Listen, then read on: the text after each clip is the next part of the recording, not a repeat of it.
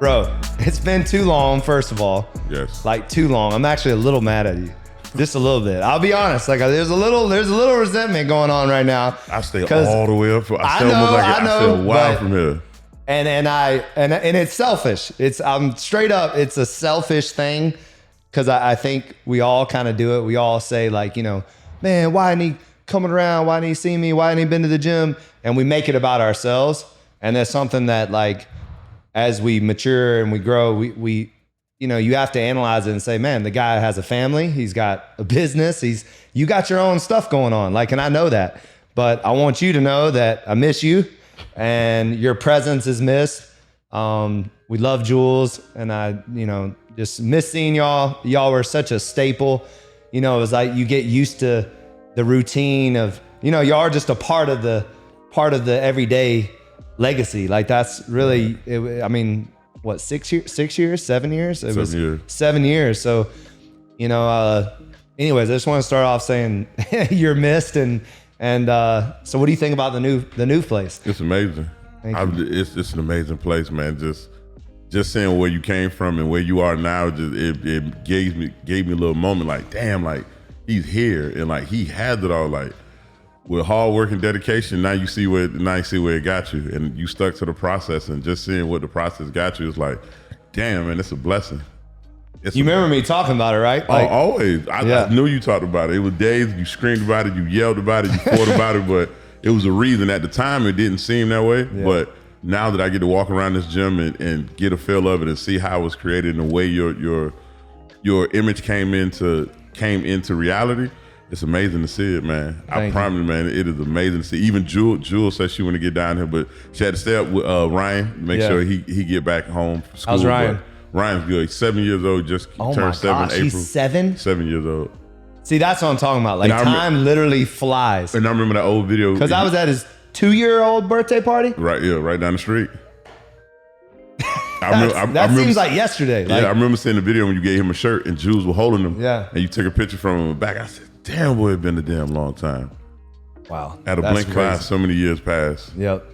So I want to start, and I want you to I just want you to be like as honest as possible. I want you to take it back to the warehouse and give me a little bit of your first, because we probably came to blows many times. Oh man. And I want people to kind of, because, you know, I've evolved and I'm not, you know, I don't really train that much anymore. Now I'm running companies and stuff, but I think it's important sometimes to go back and kind of see, you know, what you did to get you where you are today. And I miss training, and I miss working with high level athletes like yourself. And I would love to hear it from your perspective of like, you know, we haven't probably openly talked about it because it was coach, trainer, player for those 7 years, and that's it's a relationship that you don't really mess with. Like it you know, like you take my direction and you work your ass off and then you go play. And then it's like, it's a very kind of like business relationship almost, right. Even though you start to care about the person, you start to like really, really want to see you successful and you pay attention.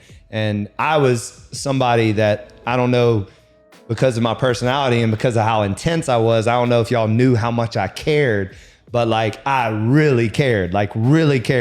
And so I would love for you to take us back a little bit and just from like your viewpoint, like tell me some of the crazy things that went on in your head, like some of the crazy stories, if you have any, you know, that you can think of, because I know there was plenty, but I don't know, just share some of it.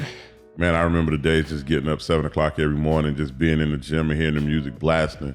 As soon as you pull up and you pull right inside the gate, you hear the music, you see the doors open, you see both of the dogs, love them, and you see everybody in there. You just see Manny just sitting there waiting on your ass like, what time it is? It's 7 o'clock. You late? Damn, I didn't know you late when you're on time.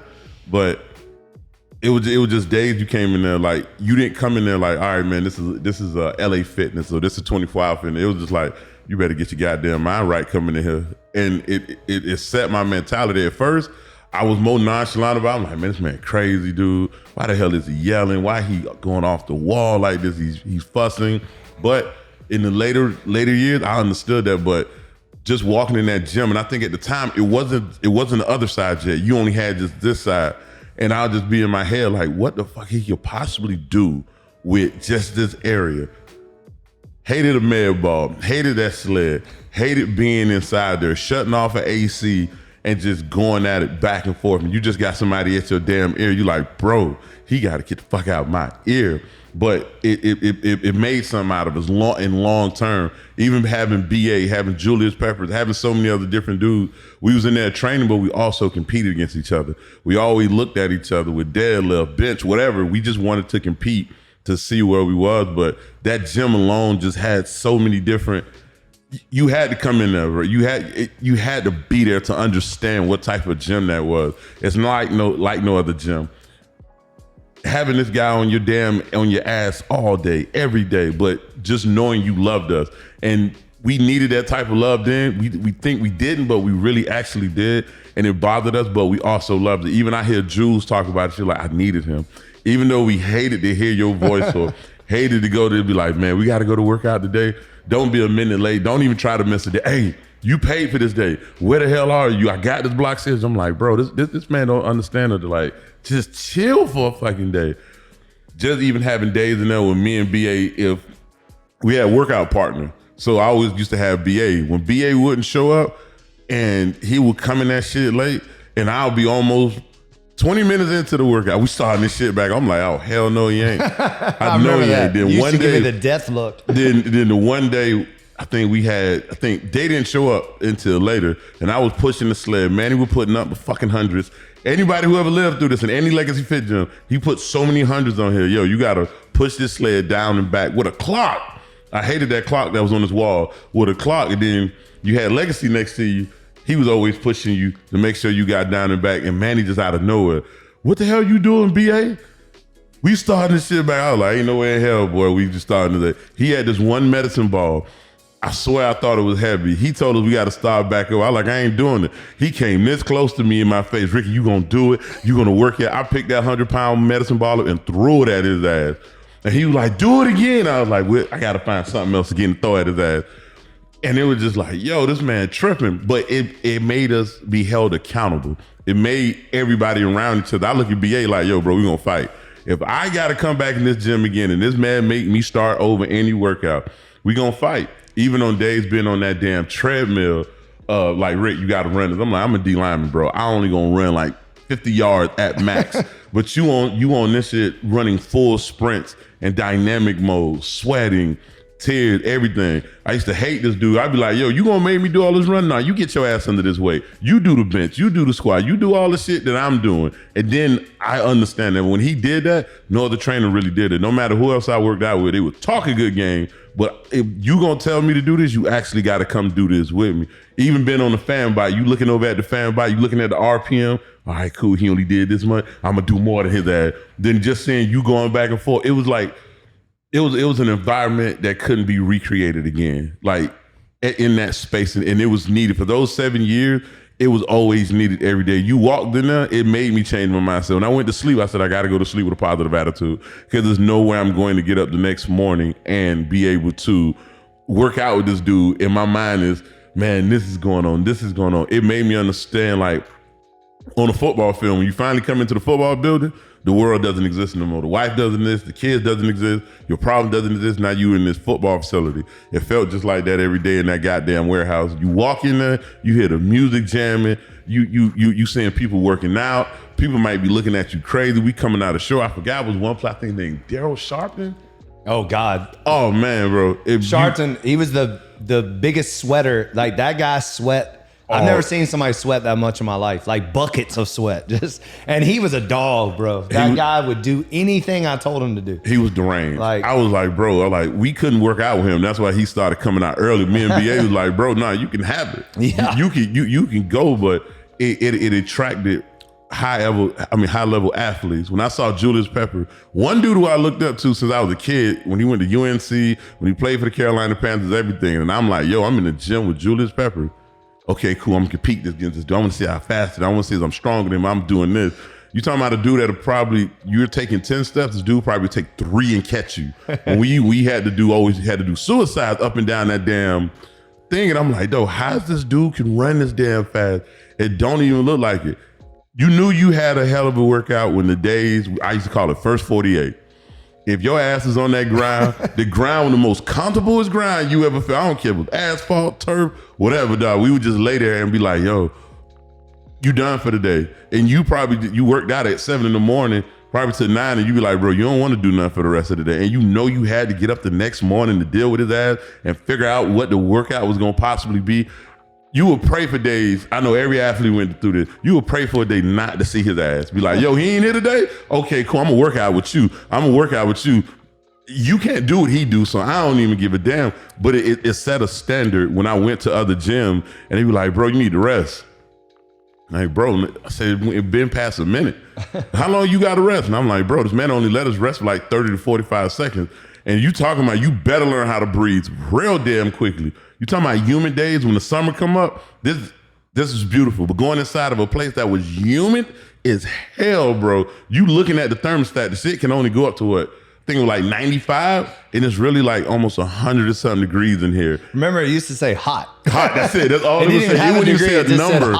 It wouldn't even say a number. It shit just say hot, and you be like, bro, you gotta get, you really gotta put yourself in a certain mindset. When you went in there, Legacy Fit was a lifestyle, it was a mindset, it was an environment. You came in, I remember, I'm gonna say his name anyway. Antonio Brown came in there one day. And I was like, okay, cool. I want to really say is he this type of athlete that he is. I ain't even work out that day. I said, let me go ahead and see what he about. Went in there, man, he worked the shit out of him. He was like, oh man, he was like, bro, we done? Nah, bro, that's just a warm up. I was like, bro, you ain't even get into his damn workout. And when he did that, I was like, okay, bump next day, where you at? Oh nah, he ain't in here. Every athlete I done seen came in there just for one day to work out. I was like, bro, you can't come in here like it's another gym. You can't come in here like it's a 24 LA, whatever other gym it was. You couldn't come in here and do this one day.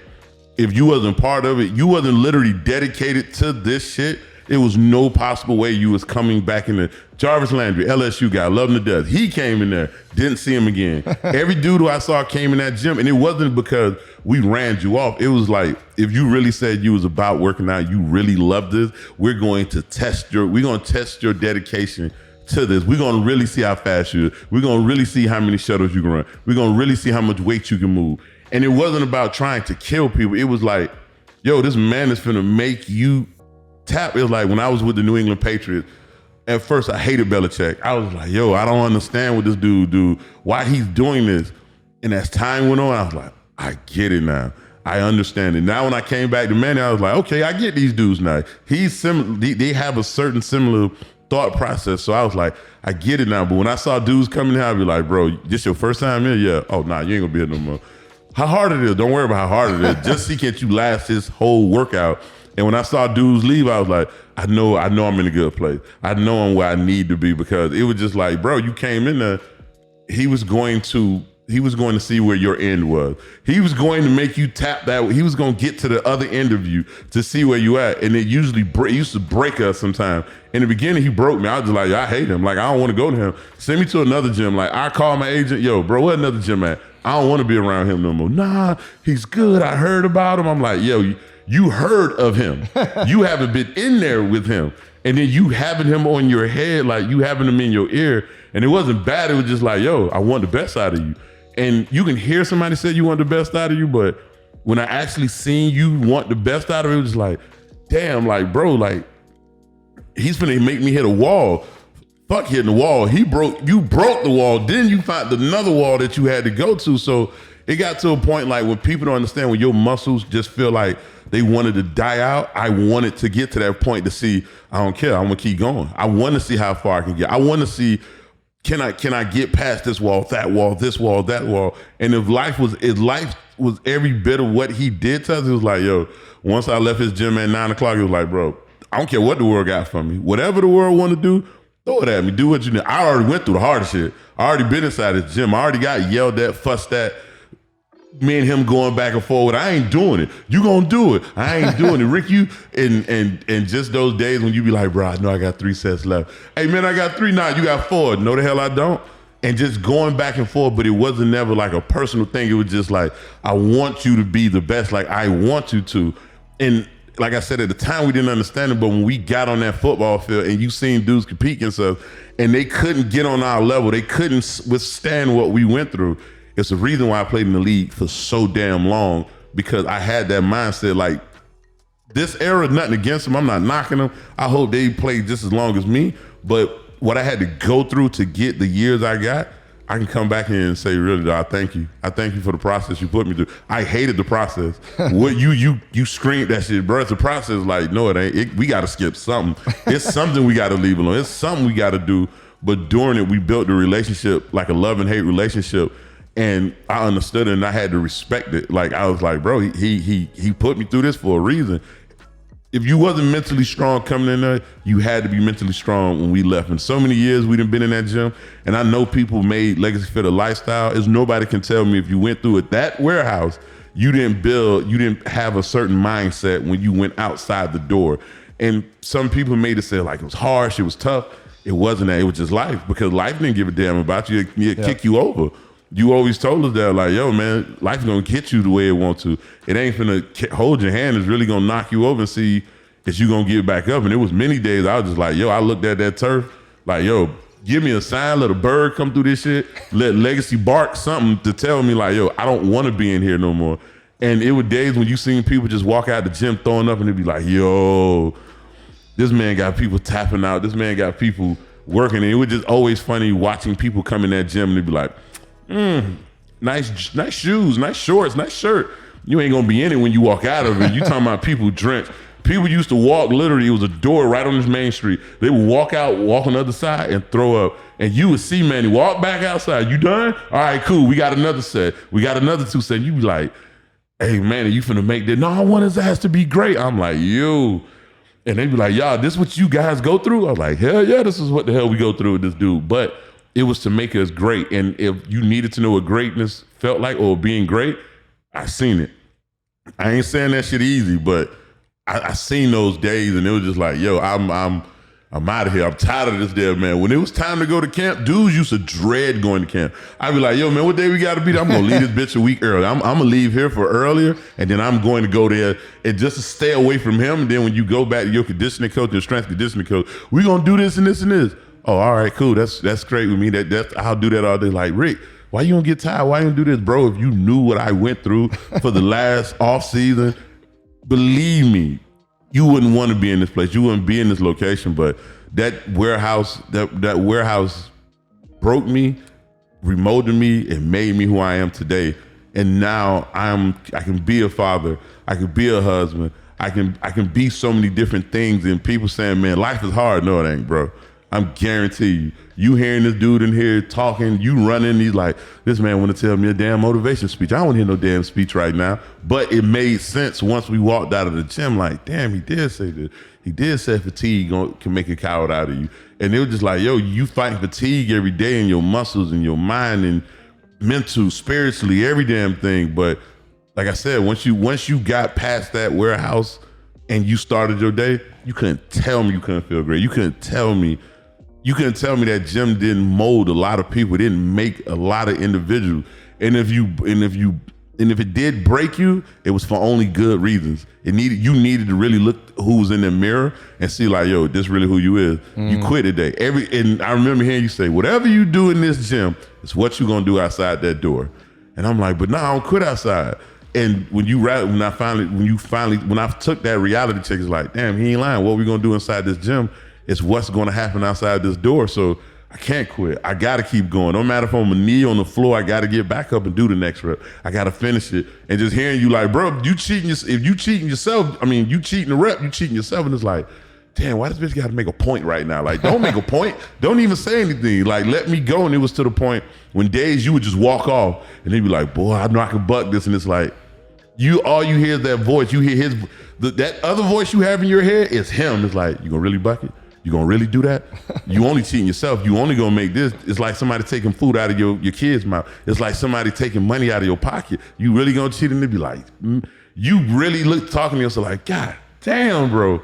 You line up, you do it again, you sprint it, you push that sled, you lift weight, you got on that treadmill, you did them up and downs, you did shuttles, whatever it was, we did it. Don't matter if you stood there and it was like, this man really must trust me. For him to walk his ass off and knowing I'm dead tired, that he really think I'm gonna run this sprint again and look at that damn clock. And you did because you already knew what you programmed in us. You already knew, you already set in stone, you chiseled in our head. You ain't gonna cheat it. I ain't gonna worry about it. Hey, what you said you want to do while I'm running up and down that damn floor. And it's like, yo, he really trusts us. So it didn't matter. Just like when you came in the next day, yo, what is this man gonna make us do? And it wasn't even that no more. It's like, yo, whatever he's gonna make me do, I'm gonna shatter that shit. I'm gonna beat it. I'm gonna make some way, somehow, he's not going to see me break. He's not going to make me quit. And then afterwards, you're gonna be on the floor trying to breathe, trying to figure out what's going on today. But that gym made so many memories. That gym made me the athlete I am, and the husband I am, the father I am, the businessman I am. It done a lot for me, and like I said, I can come back and actually say thank you for what you did for us. That was a nice recap. So let's. I want to go back a little bit to just where you started, because I honestly don't know really your like start of your career. So like, where did you play high school ball at? Miami Carroll City Senior High with Coach Carroll Franklin. City? Yeah, all 4 years I went there. Won a state championship in 2003. Shout out to all the fellas. Played there for 4 years, All-American, everything. Went to LSU, did 4 years there, won a national championship, defensive MVP. Then went off. Who was the coach at LSU when you were there? Les Miles. Les Miles? I just missed Nick. I just missed Nick Saban. Oh, okay. But I had good coach. I had Carl Dunbar, who's at, I think, Pittsburgh, if I'm not mistaken. Bo Pelini, Jimbo Fisher. I had so many different. So Jimbo coached me too. Oh, for real? Yeah. Jimbo Fisher. Yep. Wow. Yep. He was wild too. Oh, bro, he's still the same. At Texas A&M, he's still the same, and it's consistent. You gonna get that red man. Jimbo was my graduate assistant at Auburn, so that shows my age. But and then he coached you at LSU, and now he's the head coach at Texas A&M, right? Texas A&M. Yeah, he was a great coach. He was. But he was maniac. Oh, that was him. Maniac. You pull that red man out, put that stuff in there. God damn, you stupid donkey. I'm like, but loved him also. Then went into the NFL and played for so many great years that had so many great memories. So you were with the 49ers. Got drafted to the 49ers 7th round. Then I went to the Colts. Then I went to the Redskins, Green Bay, New England, and Detroit Lions. Wow. I've been around the league. Believe me. And you were in the league for 11 years? 10 years. 10 years. 10 years. And out of those 10 years, like, is there any, I mean, I know you went to some Super Bowls and stuff, but even that, like, was there any like defining moment for you in the NFL that you can just kind of pinpoint and say, wow, this is one of my best memories? My best memory was, I forgot his name. He's on ESPN. He got a cliche. He'll be like, whoops, forgot his name. He's on ESPN. He came to our facility one time and he was like, yo, you guys done went through the draft process. You went through the combine. You went through everything. You guys never took a chance to sit here and really admire what you have accomplished. We played San Francisco, Candlestick. We played the New Orleans Saints, and they was coming in red hot, and we had to beat them to go on to play the Giants. And for 1 minute, it's a picture of me. I got it. There's a picture of me. I held the San Francisco 49ers flag, and I was walking to the middle of the field. Game over with. I actually stood there for a second. I was like, damn, he was right. Trey Wingo? That's his name. Okay, yeah. Trey Wingo came in, he said that, and I sat in the middle of the field with a flag sitting on my shoulder, got the picture of it, and I looked up and I was like, damn, I really accomplished this. Like, we really don't take time out to realize what we accomplished. We're going, practicing, doing this, media, everything. And at that given moment, it made me realize, like, damn, like, bro, you really achieved being in the NFL. I think that was my like third year in the NFL, but I needed somebody to tell me that. Another one was when I was with the New England Patriots, and I used to always take it for granted running out that tunnel, running out that balloon. But some one day said, yo, pay attention to you running out this tunnel. Pay attention to when you run out this sea of blue you finna see. All these crazy Patriot fans, everything. The cold weather. You think people that seen cold, bro, -9 is nothing to joke with. And we're running out of the tunnel You see the smoke. It looked like a Madden game to you. You got smoke blowing out your mouth. You got the fans. You got the mascot running. And I'm running. I'm like, oh shit! A moment said like, yo, you playing football. You playing the kids game, but you just on the NFL level, and you're somewhere that New England made me appreciate the game. Okay. Like going through what I had to go through with Belichick and all of them, he made me appreciate it. Was New England like the toughest place you've ever played at? Bro, I'm talking about, man, you talking about, one thing I can say, and everybody can vouch for me, during my era who played, not many people wanted to play in New England. You hated to play in New England. I didn't understand why until I got there. First day of practice, he putting us on these knee braces, hated it. Never practiced with knee braces. Knee braces. I'm in the game. He's like, hey, yo, you going on scout team? I'm like, going on scout team, and I'm in 9 years in. What you talking about? Dudes are like, nah, you finna go to scout team. We go on the scout team. You talking about his lineman, Tom Brady lineman is firing off. And I'm like, okay, they gonna do this practice. Like this practice, like they're firing. Oh, okay, all right, I got it. You talking about a double team? You hearing their coach back there telling you to dig him out the ground and move him. We done. I'm like, okay, cool. 15 plays, we good. Hey, Rick, you got to go down there on defense. I had to run from one side of the field to the other. We going on defense. Scout team players. Oh no, they getting scout team player of the week. They firing off just as well. I'm like, yo, like where's the downtime for this? And it was just like, as soon as they blow the whistle, next thing you know, they go to the next period. Now it's 2 minutes, and I'm like, oh man, this should be easy. It's the reason why Tom Brady has many Super Bowls he has. 2 minutes, you couldn't beat him. 4 minutes, you couldn't beat him. He knew how to master the game. But just being there is like, you're trying to physically catch up with them. Okay. My physicality wasn't, like when they say you got to build callus, he made you build that. Like my physicality had to catch up with them. My mental had to catch up with them. And after the first 2-3 days, you can ask Jaleesa. I was like, yo, hey baby, I think it's time to call it a day. She's like, you only been under 3. I said, I want to leave. Like, I don't want to be here anymore. Like this place is, I don't know who wants to go through this type of this type of thing. And at the end of practice, he used to always call something called the bank.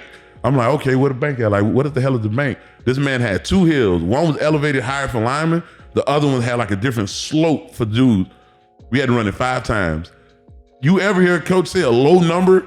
You already know we finna run it. Bro, we just going. We just keep going. I'm like, yo, like. That's at the end of practice? Yes. Now, mind you, before end of practice, you doing a 2-minute drill with this guy that's back here, number 12, doing it. And then he'll do 2 minutes going down, flip the ball, 2 minutes going back that way. Now we got to go finish practice. We got to do the bank. But when we got in a game, that second half, it wasn't a mental thing. You knew your body had hit a switch. They're going to die out. There's no way they're going to play with you in the second half. So that's why New England always outlasted people, right? It's just because of the culture and the way that y'all practice. Bro, they coach it with some, everybody, what Belichick is now, I don't know, he might ease up, but then I understood why guys wouldn't play in his system. If you got traded there, if you look back in the ESPN, it was players that got traded there be like, yo, I quit. Like, I'll not even walk in Boston. They're like, yo, I'm not coming to his system. What do you think is the determining factor of why Tom Brady was so great? His dedication. Like he was just like, he knew the game. Like him and Belichick, you have a defense mastermind, you have an offense mastermind. These dudes actually, they're slick competing against each other during practice. Don't let the script fool you, because either one of them will go off of it just to see if you're on point. And they used to go back and forth. You'll see Belichick walking around, he got a smirk on his face. You'll see Tom walking around, he'll wink at him. Like, and it was just like a back and forth thing. But when they got into a game, people didn't understand the details of him. Mm-hmm. He knew how to beat you. Like, we'll be in the meeting room, you see Belichick, the first meeting of the day, dude would go through offense, defense, special teams. You had to literally know this whole organization from the time it began to the owners to the personnel who became philosophers. Like, you literally knew their whole team. And it was like, yo, once you got out of his meeting, I was like, yo, why are we going to individual meeting for? This man already told me everything. Like, once you go into the game slowed down. The one thing he always told me, he said, Rick, you know the most difficult thing for a human to do? Do their job. I was like, but nah, coach, you can go no, stay in the B gap. But I can no. All I need, Rick, that was like y'all's slogan too, right? It was do your job. Right? That's it. Like, us, it's no days off. Theirs was do your job. Yeah. That's it. And I used to be like, but coach, I can make this. okay, I know you can make it, but I don't want you to do it. Yeah. He said, Ricky, you know the hardest thing for guys to do? They just want to do their job. And anybody who will move out of place and do anything else, you saw it. He was like, damn, he for real. Like, you got to do your job. Like, everybody in the position, he put you in position to make the players up to you. Right. But when it came to Tom was the same way. Tom, like they saying, it takes assholes to win championships. It does. Like, literally, I understand people say you used to hate Michael Jordan. You hated Tom Brady at a certain given time. You hated them because they wanted perfection. They knew if they put you in a position, all you had to do was make the play. And I understand why dudes was so great, had people that didn't like them. But it's funny how you liked them when you was always holding up the championship. Right. It was always funny, NBA championship, NHL championship, whatever. You always heard the greatest dudes always became assholes. But when they held championships up, nobody's saying that. Yeah, like nobody complained, but it was just like. And then go ahead. No, go ahead. Well, it just sparked because you were talking about like a lot of talented people. And correct me if I'm wrong, but like your San Francisco team was probably one of the most talented teams that you played for, right? Like, cause it just kind of like came in my mind.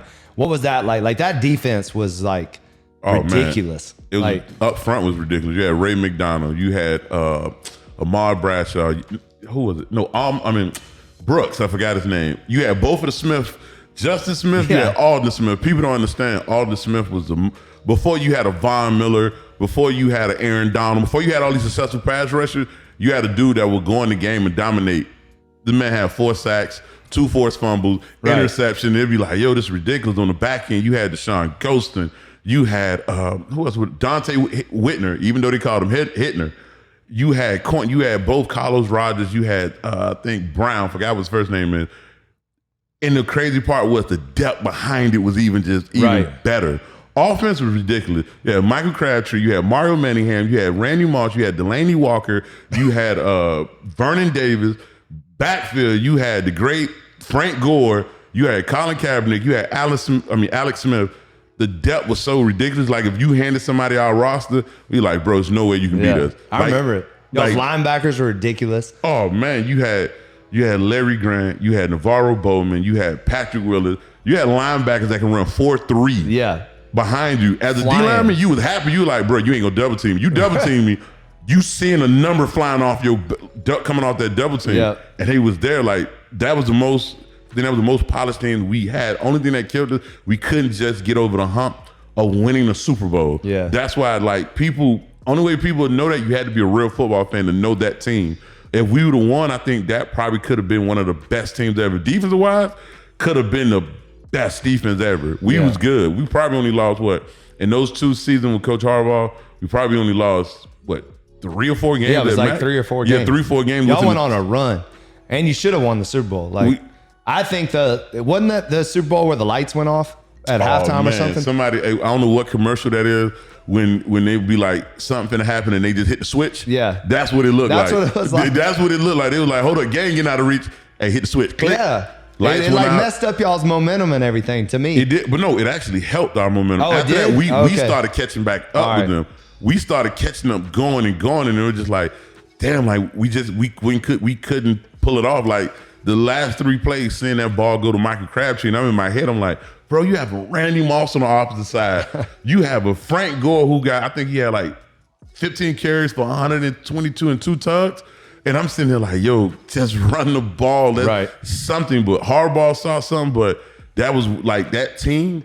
The only thing that would disappoint me is we couldn't see that team complete that championship. If it was, I promise you, that would have been probably one of the greatest teams that could have been a part of that San Francisco dynasty with Jerry Rice, with Steve Young, with Ronnie Lott, with all of them. We could have actually been with those type of guys. Yeah. But now you have to be a real football fan to know those teams that Harbaugh had. Harbaugh had some successful teams. First 3 years, he was Super Bowl and 3 NFC championships. And that's the same Harbaugh that's at Michigan now? Yes. Okay, awesome. Yes. All right, so tell me a little bit, like, do you have any kind of like favorite teammates that you've had over the years? My favorite teammate was Randy Moss. Okay. Like he was why? Like because he looks like he'd be a fun guy. He was a jokester. Like he has the most strongest country accent that you know. He's from Rand City. And he would just sit there, he'll make you laugh at anything this man would do. He was like the dude would be like, lifting weights, why am I gonna lift weights? Dude would get on a box and hop 40 inches off ground, and you'd be like, bro, you gotta lift weights. Dude would get inside of a pool, have a plated weight, do squats underneath it, almost like what Muhammad Ali did, would stay underwater, do it, put it down, and he said if he can go back and forth 4 times, he was in condition. If he said he couldn't do that while he's still submerged underwater, it couldn't, like, he said, I'm out of shape. True. So it's true that he barely worked out and he never stretched, right? Bro, I heard he just showed up and Randy was Randy. His workout day, all us came outside to see Randy Moss. We was like, oh man, Randy just came in. Come outside, we had a quarterback out there trying to throw to Randy Moss, couldn't out throw him. Like Randy, like, yo, throw it. Yeah. Okay, cool. Harbaugh said, yo, I got it. I think I could do it. I could do all this. Came back there, Harbaugh couldn't throw him. We said, Cap, come out here for a second. Cap launches it. All you just see this man, it's like Randy's not running fast. And he was like, that's the first time somebody actually had to make me run since Culpepper. And I was like, oh shit. Then when he ran the 40, all us over there with clocks and everything trying to get it. This man at the age of 37, 38, can still run like a 4.33, 4.2. It was ridiculous to see somebody like him. And I was like, man, that was crazy. I had another old head in the Indianapolis Colts, Corey Redden. He was who? Corey Redden. He came from Texas. Okay. He was what position he played? Defensive tackle. He was a defensive lineman. He was one dude. He was an old head. Like, he was the guy who you wanted to follow. If you was a young kid coming into the league, he was one guy you wanted to be around. He was the guy that you wanted to move around with, because he showed you, like, yo, you know that's wrong. You know that. Then the other dude was now Ryan's godfather. Not now, but Ryan's godfather, Jason Hatchett. He's from Gina, Louisiana. He played for the Dallas Cowboys for multiple years, and he came over. He was another dude. I always went around old heads. I didn't want to be around younger dudes because I felt like they wasn't experienced enough. They wasn't seasoned enough. He was like, he basically carried me through my whole year being in Washington, just telling me how to be a father, how to be a player, how to be a friend, how to be so many different things. Me and him almost went to bat so many different times, but I knew he was right. I was a young kid being hard-headed still, but he was one dude, even to this day, me and him go back and forth with each other. Shout out to Walking Business, Jeffrey Simmons and all them. Congratulations on your signing. But he was one dude I stayed with the whole time. Even when he retired, he was my guy. I could say, yo, Randy Moss, Corey Redden, and Jason Hatcher. Crazy thing is, those were my 3 favorite guys to be around throughout my NFL career. That's cool. So speaking of that, like, when do you think in your career, because I saw it, like there was a, I don't know, there was like a switch that went off, I saw, from like the first 2 years we were training to then I would say probably that 3rd year, you just kind of changed everything. You seemed like you dialed in your nutrition, you took it more serious. Was there anything that triggered that? Like, was there anything that made you commit more to your craft? And like there was a level of maturity that I saw. And I don't really know, if there was outside forces that kind of did that, but am I right to say that? Like, did you feel that? Or? Yeah, it did, because I think, what was it? One, being in that damn warehouse, it was just like waking up every day, and I used to it was other guys who I used to work with. Before you became a trainer, there was another trainer before you. And I seen what you did with guys, and I'm like, yo, why can they run fast? Like, why can they do this? Why can they do that? And it was like, yo, I got to get serious. So I had to go to Dwayne Wade, Chef Richard RL. A winning guy. How's he? I haven't seen him in a minute. He's out west. He goes back and forth. Oh yeah. He's still with Dwayne Wade. He's back and forth. He got a shitload of shows and things he do out there. But I had to get him on my team. Then I started when to go and get acupuncture people and everything. And it was just like, you really have to pay to be what you wanted to be.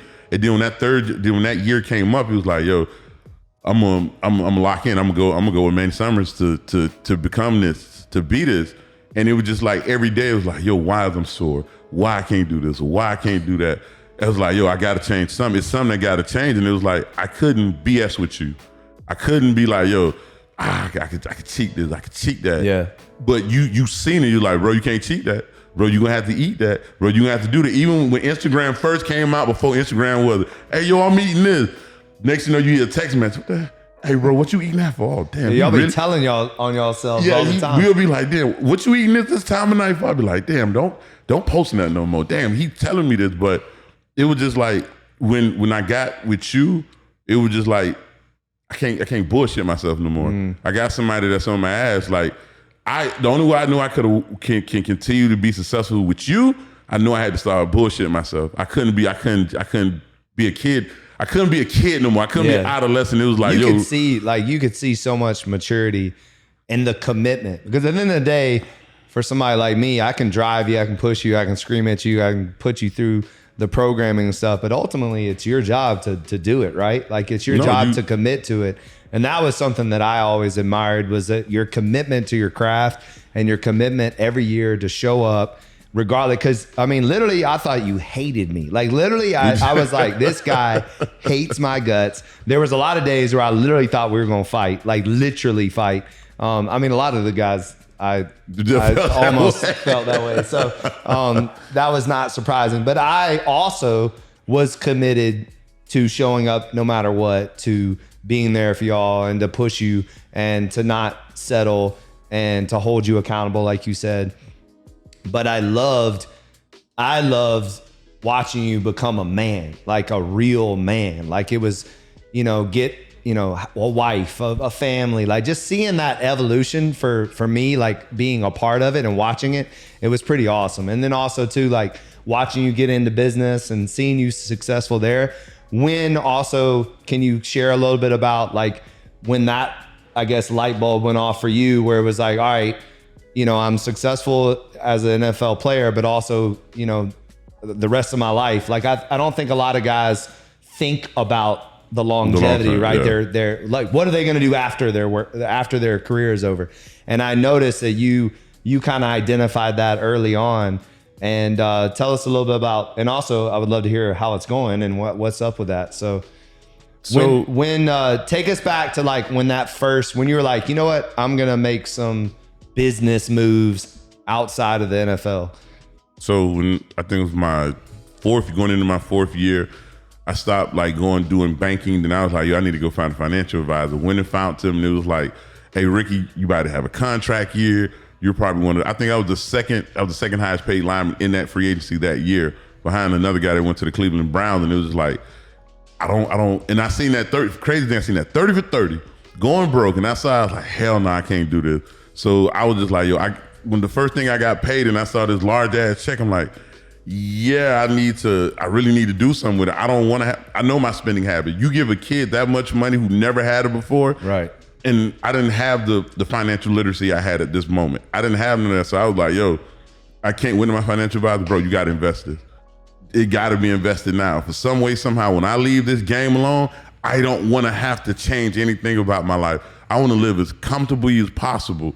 And he sat down. He sat down and like, you sure you want to invest? I said, bro, get as much out of my hand as possible. Yeah. So when I'm 3-4 years out of the league, I can still enjoy this. He left. He came back like a month later. He was like, yo, got Dunkin Donuts. I'm like, Dunkin Donuts? I'm like, ain't Krispy Kreme jumping? He was like, nah, think about this. Don't matter if a recession or anything happened, you're going to drink coffee. Everybody drinks coffee. Everybody going to drink coffee. And I was like, okay, cool, where we going to start? He was like, they're going to give us one pre-existing building, but we're going to do a contract that can give us out to 30 locations. Oh, wow. So he was like, but here the risk is we can't lose at any one of these if we don't perfect this real good. Yeah. And I didn't really know a franchise model. I would see like, there's one building here, maybe another one down the street. But when they did, I was just like, I trust you, bro. Like, go ahead, do what you got to do. But I also want to learn while you're doing it. So I don't want to have to do this anymore. Yeah. Like, I don't really want to have to play football. Or like you hear people say, you tell your ACL, what happened if you can't play football no more? Like, what life after football is. So when he did it, he was like, let's go. First year, we did the first one and we built out another 2. So the 3 going. It was like, okay, cool. We didn't start making money until we got to 10 locations. Really? And we was like, I said, we got to wait this long. He's like, bro, this is a long-term game. You want long-term money? You got to play the long game. And it was just like, damn, we got to wait for 10 buildings. So while I was doing that, I was just trying to learn the ins and outs. Like, tell me about revenue sharing. Tell me about like IPOs. Tell me every way this company can actually make money. Yeah. In every way, so I can know I can go somewhere and like, yo, let me go sit down. Let me go on YouTube. Let me go somewhere and let me learn this. You also, correct me if I'm wrong, didn't you get your MBA or something? You did something, right? I went to Harvard Business. Harvard School of Business. I did time there to learn. That also helped me. Guys, if you ever get a chance in the NFL, NBA, whatever sport you're in, whenever they offer you a Harvard Business School way to get there, go there. They got a teacher that I forgot her name. She's a lady. She was wonderful. She gave us so many papers. I was just like, yo, we got into the class. I was nervous as hell. She was like, oh, I'm gonna put you in the class. Okay, cool. You go into class with people that it's like a 1 in a billion chance that you actually get accepted in Harvard School of Business. And you're sitting in the classroom. It's like multiple boards moving and this and that. And she writing. I'm like, oh shit, this shit got real. Like, this is really the other side of business. But you learned a lot. Like, I did. Like you walked away like with a lot of wisdom and knowledge from that. Oh no, I did. I seen other people. I saw other players do the same thing, and I was like, Sidney Rice was there. Yeah, like he was one of my guys, and he told me about it. So it was that was a life-changing experience. But as we kept going, I was like, yo, I don't want to only do this play. I want to do other things. I want to do real estate. I want to do commercial real estate. I want to do cannabis. I want anything that can make me money, that can expand who I was. I wanted to put my hand in there. But the biggest thing was the athletes need to pay attention to. Don't leave everything in their hand. You also learn it too. You got to learn financial literacy. Yep. It's too many. If we would have had the knowledge of things we see now back then, oh man, I would have been. I'm not saying I'm not appreciative where I'm at. But if we'd have had the way YouTube, the way social media, the way now you see platform, the way you see like Earn Your Leisure, that's one show I live and die by. You hear like Market Mondays, all these type of business go back. things. What, Earn Your Leisure? Earn Your Leisure. What's that on? It's on YouTube. It's two guys, one named Rashad, a guy with his brother named Earn Your Leisure. Earn Your Leisure. Check that out. And they have so many different shows. They're doing tours and stuff. And I was like, yo, I'm gonna learn this. I gotta learn this. I didn't know nothing about stock market. I didn't know anything, but when I started listening to him, I'm like, yo, let me go touch the real estate. Let me go take, not commercial, but residential real estate. Let me go do this. Let me go do that. Once it started changing, while I was playing football, I was like, why I'm doing this anymore? Like, I still loved football, but it was just like, funny story. Green Bay Packers. Always love to say this story. Green Bay Packers cut me one week, and they let it go about 1 full week. So I was like, okay, cool, chill, I kick it. They still guarantee me a deal. When it came back, the current deal I had was guaranteed. Now you had to pay me another deal. Right. So I'm getting 2 paychecks. I was like, yo, you already know what I'm about to do with it, right? I'm finna go open up another local Dunkin Donuts somewhere. And the funny thing was, they was mad, but they was shocked because they're not used to athletes saying, yo, you finna go and invest. I was like, bro, once it got to year 7 to 8, I didn't want money anymore. It was like, yo, I'm comfortable. My wife good. My son good. Right. All I want to do is invest as much as I possibly can. I mean, talk a little bit about that, because to me, that's very enlightening. It's very smart, and the younger generation needs to hear it, because I mean, let's face it. Like, most people that get a check like that, what are they gonna do? They're gonna go buy a fancy car. They're gonna go get it to some chick. They're gonna jewelry, everything. They're gonna do splurge. something that's not good. So, where do you think the discipline and the knowledge came from of why you took that path? Because that's very wise. Like, it's the right decision. I think a lot of people can learn from that. Because I saw so many old heads in the NFL that been in the league for so long. You would just see them walking around with like shorts and all this. We're guys walking around with fancy suits, shoes, jewelry and all. And I'm like, why all these dudes at 13, 14 years walking around here with shirts, just t-shirts and shorts and thong slides on? I'm like, yo, what is it? They were like, you want to impress somebody. They already know what you're worth. Why you want to go out and Justice Smith, one dude drove a BMW, I think it was 750. He drove that damn thing like a Chevy. He didn't care for it. I'm like, damn, why he treating the car like this? Went to his house one day. I was like, oh, I get it. Dude, you walk on this man's basketball court, you can see down in San Jose. And I was like, oh, snap. He was like, oh, man, Rick, I don't care about this. I own I think he said at once he owned like 150 acres in Missouri. So I'm like, at first, I was like, it's land. Like, what they're supposed to mean? He's like, you understand? He's like, when you know those days you used to take those trips up Florida and you see all that land and look boring to you? He said, it's gonna make sense. And then when he did, I was like, this dude here don't walk around with nothing expensive. Like, when I started looking at a lot of old heads, Corey Redden, same thing. Jason Hatcher, same thing. I'm like, wow, these dudes don't wear nothing fancy. And then when you go see their home, you go see their portfolio, I I get it now. Right. Now I get it. Don't get me wrong. They always said, yo, splurge a little bit. Take care of yourself because you earn it. But after that, you need to put almost damn near 75 to 80% of your money inside investments and let it build, because I didn't understand long-term. I didn't understand the long-term game. When I started, people started making me understand that. They were like, bro, you making money. You're not making money for you. You're making money for your son. You're making money for that next person. You're making, now when they start speaking generational wealth, that was something we never used to hear. Like, what's generational wealth? Right. So when dudes started putting me on, they was like, yo, go look at the trust of John Rockefeller. You'll find out why he funded, what it is, 9 generations of his family. Bro, the dude got a trust that's almost like $4 billion. That's known to person, so you can only imagine. Right. So when dudes started like, yo, go. Then the biggest thing is I used to always ask players. You used to tell her, what's the last book you read? So I would always go to dudes, yo, what's the last book you read? Man, I read magazines. I read this. No. Dudes would be like, yo, what is the last book you read? Go read this book. I'd be like, okay, cool. You had so many damn books. I would just go through my iPhone all day. We still got to catch up. I haven't given you a lot. I just gave my whole staff a bunch of new ones. So, yeah. One book I remember, Shoe Dog. Yeah. Do you know they just came out with Air? You know the movie? That's the movie, right? That's it too. I haven't seen it. I definitely got to go see the movie. So that's essentially it's the Jordan version of what's in Shoe Dog. So Shoe Dog is the entire Nike story, and then this is the story of when they signed Jordan and what that did for the company. And it's fascinating. I mean, I took the whole staff to go see it. And yeah, I mean, Shoe Dog for me is one of the most inspirational books. And also just life.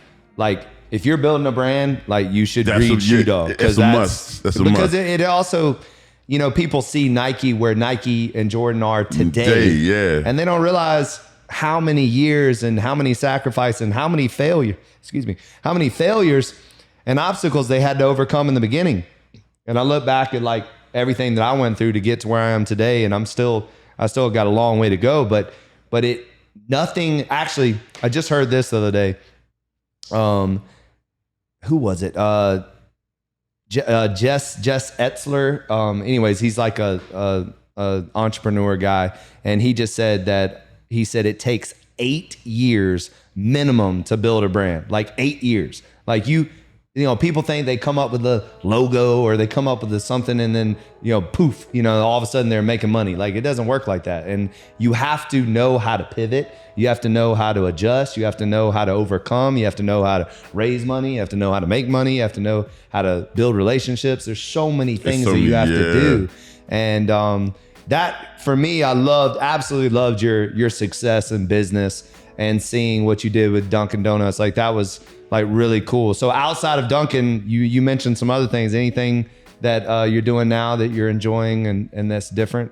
Have you added to your portfolio? Buying real estate, commercial real estate. I got a guy, Eddie Brown from the Browns Group. He started educating me when I finally got out of the league. He was like, yo, start looking at these houses.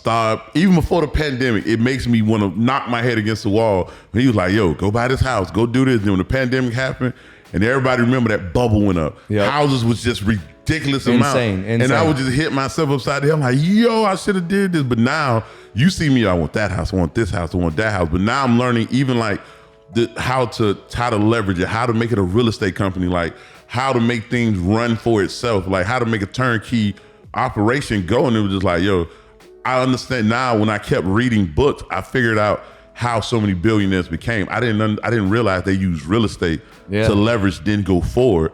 Even Trump, I started paying attention to what he did, and I said, wow, these dudes use real estate. Yeah. So now I'm in residential real estate, trying to get as many homes as I possibly can before BlackRock do what it need to do, before JP do what it need to do. People don't understand. You need to start owning something now because the economy is changing. Right. And at some given point, they're going to make sure you can't own nothing. Like, people don't understand. BlackRock just raised $38.4 billion to buy home. JP Morgan just raised, Jamie Dimon just raised $4 billion. They went to Atlanta, Georgia. They bought 25% of the homes that are $450,000. They bought 25% of them. You got to realize they're like, dude. And they're taking these homes and they're renting them to people. They're not even allowing people to own the homes. Yeah. That's the point. So now everybody got to understand that game you used to play at the house called Monopoly. Right.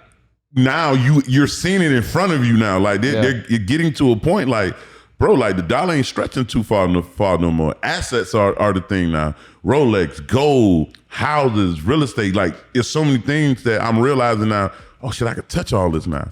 I want more stuff touching. I don't even care for cash no more because now it's the assets that's costing more. You see what's going on with all other countries and stuff, but this is where people become billionaires. Right now it's a transfer of wealth. If you have the money to play with, go start buying assets. Go start buying. I used to go and buy Rolexes. People be looking at, bro, you got money. It ain't what you thinking. I don't care for the money. The market's going to keep going up. Rolex is going to keep going up. It holds its value. It holds its value. Like it's not going to drop. People like they're telling you on TV, oh, don't buy gold. You crazy. That's the only sector in the stock market that never saw zero. Right. Gold do not fall. You got to remember, we got took off the gold exchange, the dollar at one point because we couldn't uphold the value of it. Bro, stockpile that shit. You see, I'm doing what countries are doing. I'm paying attention to what Russia's doing, what China's doing, what South Africa doing.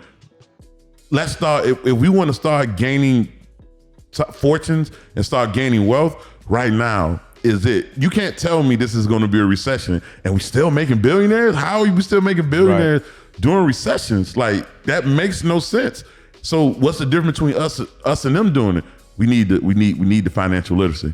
That's the biggest thing. For athletes, for anybody in general, bro, you got to get in the game. You better hurry up and get in the game because when they lock that door, now you're going to become a renter. Now you're going to be trying to figure out how to earn another dollar. Now you're always going to be a worker, not an owner. Right. Owners should always be, even if you're a worker right now, start putting those dollars up. Start going in those S&P index. Start getting trust funds. Start going to get whole life policy plans and start overfunding them damn thing. So now when that door do lock or whenever it does happen, you're in position now. Your family won't have to, man, how are we going to get the next dollar? How are we going to do this? How are we going to do that?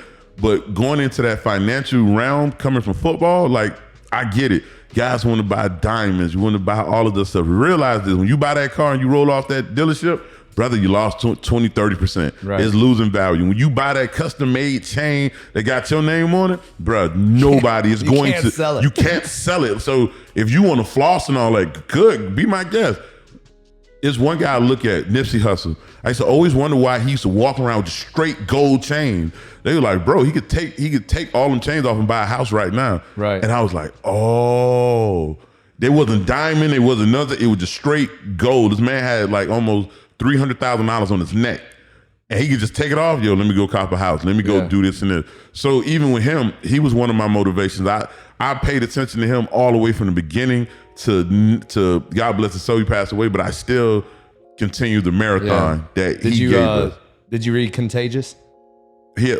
Oh, the book Contagious? Yeah. Oh man, that was one of his favorite books. And I love that book. I didn't realize you really could sell a Philly cheesesteak for $100. I know, right? Like, yeah. So I understand, like, when I hear like restaurants out here, you got dudes with, I think, the 24 karat gold steak, right? And I'd be like, yo, that's a Contagious book. Yeah. People going in there buying and eating it, but you're not understanding where they got this from.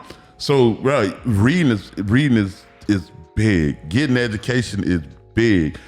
I don't care if people think you got to be studious. No, you don't, bro. Open up a book. Get around somebody that you see going down the path and tell them like, yo, I don't want to become irritated, but what's the book you read? What do I need to pay attention to? Who I need to listen to? What podcasts? We got a shitload of podcasts out here.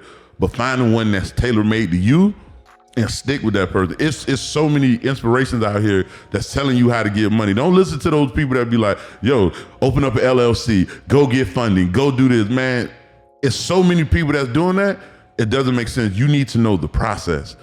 Find somebody that's going to take you from the bottom of the mountain to the top. Because always remember, when you're at the top of the mountain, those rules you learned at the bottom, you won't hear them no more. Right. And that's the foundation, but the Bezos letters talks about that. So have you read that one? Which one? The Bezos letters? No, I'm gonna write that down. So the Bezos letters talks about, like, once you've had success over a decade, then you need to go back to how you started and remind yourself of what you did in the beginning to get you to move even further, because a lot of times you get stagnant when you've been doing something for so long. You forget what got you there, right? And then you become stagnant or complacent, and then you can lose it, like, because there is no such thing as winning in business or winning in life. It's an infinite game. It's every single day. It's a commitment to yourself and to everybody around you every single day, and that's with your business, with your finances, with your attitude, with everything. Everything's a commitment to becoming a better version of yourself. And so sometimes you got to go back and have that perspective of, okay, I did these things to get to where I am today, and now I'm going to take these things and apply them again to go further, you know? Exactly. So that's why I walk around with a bunch of notebooks. Like I got one of my notepads with me now. I have like 5 subject binders that has number information. One book that I will everybody to go get right now. He's hot, not 50 Cent, but Curtis Jackson. I think I don't know if it's 50 Laws of Power. He tells you everything when you. Are you talking about 50 Cent's book? Yeah. Which one is that? I didn't know he wrote a book. He got a 50 Law. Then he has one that has Curtis Jackson. Okay. And when you read that, like, bro, people don't understand. Like, he's not a rapper anymore. This man has so many. He's so smart. Too, like, like he got so many sitcoms. On TV, ABC, CBS. Like number one. Like Power was literally number one for years. Everybody. And now he's got spinoffs and all this other stuff. Like, and the biggest thing is everybody need to see now. Like, I don't look at it as a show no more. Like, damn, how he doing it? Like what mindset that he has? Like, he become obsessive. Like, this dude got a cognac brand now in business, like in stadiums and stuff. And I'm like, how's this dude doing it? When I got his book, and the best thing is, I would tell everybody, get in the audio because you get to hear him. He's the author. Oh yeah. So if you followed him from the Get Rich or Die Trying, or even before that, or Massacre, right, and you listen to him, now you can see, all right, this why he made this move. This why he made this move. This why he walked away from Shady Records, and now he got Green Light Production. It's a reason why he's doing it. He just bought a whole damn studio that I think 900,000 square feet just to start producing all his stuff. Oh wow. So now it's like, yo. So he's doing like Tyler Perry stuff now. Or, hey, but Tyler, do you know where he put his studio? I don't know. See, when I saw it on his Instagram, I didn't know where he put it, but when I saw him doing, I'm like, yo, I gotta be behind this dude. I gotta follow him. Not 50 Cent, but Curtis Jackson. Right, exactly. The mobile now. Yep. And he's making moves. So I find everybody who's doing something, and I try to go back. This was one thing somebody told me. They said, yo, find a millionaire or a billionaire you admire and go back and study everything about him. Kobe Bryant, God bless his soul. I didn't know Body Armor. Like, I went through the whole thing of Body Armor when his wife sold it was like $400 million. So, did you hear the story behind that? All right. So, I'm in the beverage game now. So I know all about this. So he went up to the founder of Body Armor went up to him and said, hey, I got this new hydration drink. I'm coming out. I would love for you to be a part of it. And so Kobe goes, what are our chances? And the guy was like, hey man, listen, we're going up against Powerade, Gatorade, all these hydration drinks, coconut water, all this stuff. He goes, it's a really tough business. He goes, I would give us a 1% chance to make it. And Kobe goes, I like those odds. Here's $4 million. So Kobe invested $4 million at the time. And then I'm not sure the time frame, but like you said, rest in peace, God bless. I mean, Kobe was like a hero to all of us. And yes. His wife got a check for over $458 million from that $4 million investment because of what they did with the company. The company sold for $8.4 billion to Body Armor, to Coke or Pepsi. Coca-Cola owned every damn thing. Yeah. So and Smart Water, very similar with Curtis Jackson. So Smart Water gave him an equity deal, and when they sold to Coke, also they sold for $4.2 billion or something like that, and Curtis made like $400 million from that too. And that's crazy. So, the beverage game is it's a very tough business, but the scalability is there. Like it is very possible to, you look at companies like Liquid Death that in 3 years they have $1 billion valuation. So I identified that during the pandemic. People always came up to me and they were like, how do I look like you? How do I have that physique? How do I stay in shape? And my first answer every single time was, how much water do you drink? And remember, I used to ask you that all the time, like, how much water do you drink? And most people are like, 2 glasses a day or something like that. And ultimately, our bodies are 76, 78% water. Literally 75% of Americans are dehydrated. No one drinks enough water. And now everything is about the latest hydration drink, the latest caffeinated drink, the super coffees. There's so many alternatives that we forgot about the basics. And so I wanted to develop a water that was actually going to hydrate you and actually going to help you live healthier. Right. And then I wanted to do it in a cool aluminum sustainable can, and so that you feel cool drinking it. So it took us about 1.5 years to develop it. We hired, water sommeliers. We went through a lot of extensive taste testing, and ultimately we came up with the NDO H2O ultra premium water. And we're going to be the official premium water of the Miami Heat and the Kaseya Center July 1st. Oh man, congratulations! That's big, man. So things are going really well with it. So it's going in the right direction. We'll talk more about that offline. So, all right, I want to wrap up because I know class is about to start. But you dropped a lot of gems today. But I want to speak a little bit to the youth out there, because I think you're somebody that people can really look up to. I look up to you, and I'm an old head, but I think there's a lot of young guys out there that have similar dreams that, came from similar neighborhoods, and seeing you as successful as you are, and as just what you've built for yourself and for your family, and kind of changing that narrative, right. Because you're the first, correct me if I'm wrong, you're the first in your family to really break out right. and do something. And you are literally changing your generation. You are setting a new legacy for your family name.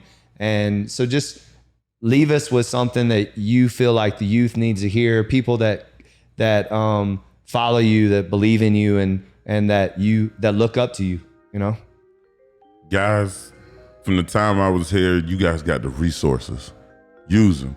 Always remember that we don't have to be athletes, bro. We do not have to be football players. We don't have to be basketball players. The only way out is not only being athletics. You have it, bro. We have engineers. We have so many other ways. We have bankers. We have so many things out there. Go use your resource. Find that person, like I said, that's going in the direction that you want. I understand your friends are going to tell you, oh, you lame, you this and that and this. Believe me, in a few years, they won't be saying the same thing. Remember, man, Elon Musk did not start in this position. Steve Jobs did not start in his position. Bill Gates, all of them had to start from somewhere. They had to model, they had to follow someone. You guys have so much resources, it don't make no sense. I would stay on the computer all day if I had the opportunity to. Always remember, you don't have to be an athlete to get out of your position. You got to be dedicated. You have to, like you said, you have to be committed to whatever you want to do. You have to love it. You have to be obsessive with it. This is what you want to do. You want to come up with a clothing brand? You better be obsessive with it. You want to come up with a drink? You better be obsessive with it. I don't care. It's going to be distractions. That's a part of life. It's going to have distractions to see if you really about what you're talking about. There's so many different things out here that we can possibly become. The streets, hey man, it happens, but bro, the streets ain't the only way. And bouncing a basketball or throwing a football or being that, it's not the only way out. So many other different ways out. Be curious of how this building is standing. Be curious of how this building is running. Be curious how people purchase that real estate out there. Be curious how planes fly. It's so many different avenues and ways that we can start putting ourselves in position. Like just talking about generational wealth. Think about yourself right now, kid. You could be 12, 13, 14. Remember, it starts now. Once you make that commitment to what you want to do, nothing should be able to stop you at all, bro. You should not want nothing to stop you until you get to your goal. And when you hit that goal, you sit down, you rewrite it again, and you go for the next goal. But bouncing a basketball, throwing a football, doing that is not our only way out of the streets. There's many other ways to do it. Remember, I don't want you in jail. I don't want you dead. Your mom and dad wants to see you succeed by any means necessary. And there's so many routes that you can do. I'm telling you, you guys got the resources. You guys got the podcast. You guys got people telling every which way and how to do it, how to be successful, how to make money, how to make it go long term, everything. Just always remember, bro, sky the limits, man. It's so many ways out here that I want you to go and do the research. Stop asking people.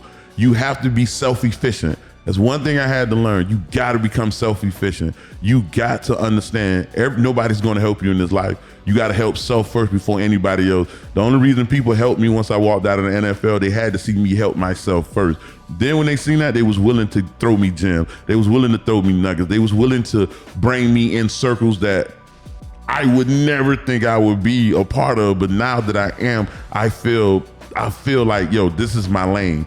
This is where it is. Find your lane, stay in that lane, work that lane until you get to where you're going, until your mama, your daddy, your family name is known like the 5 families that run in this world. Your goal should be your goal should be saying your name should be a part of the Medici.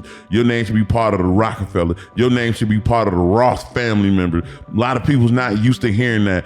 You need to be part of the Vanderbilts. That's your name. You don't do it for your first. You do it for your last. Allow your name to be as value and the biggest asset that you ever owned in your life. And I promise you, everything else will be the way you want it to go.